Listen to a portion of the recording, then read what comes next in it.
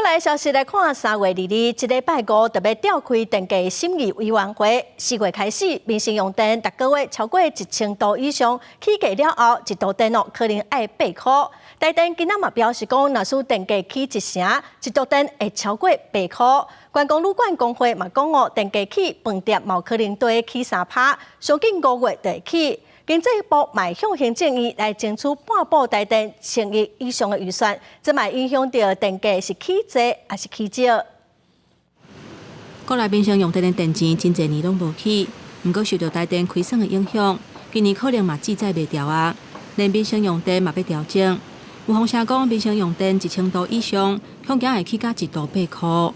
去年的最高级距的民生电价，在夏季电价的部分已经是7点多元，好，所以它只要有一定程度的调整，大概它就会，就算是调整10%以上，好，你乘1.1，它也是超过8元，所以我想说，现在的状况大概是依照我们原来的既有的电价。台电代理董事长詹文生出席活动论坛，对电钱起的幅度并无正面回应。不过电钱看落是8面会起，有传出4月份的电钱，民生用电若伫700度以下，估计会起5%，占全体用户的93%。700度至1000度，差不多起7%。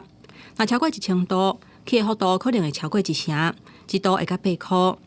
因应国内要起电钱，国内观光旅馆工会讲，恐惊会反映伫房间的价销。压力不小，合理的话，要反映成本应该是在3%左右。我相信平价旅馆至少可能会调到200块，那星级旅馆很有可能因为用电量使用会比较大，那会不会要调整到500块？我们也会做个考虑。总共4月份旅馆业的电钱若起15%，观光旅馆工会初步估计，房间的价销起差不多3%，按算上近5月份会起。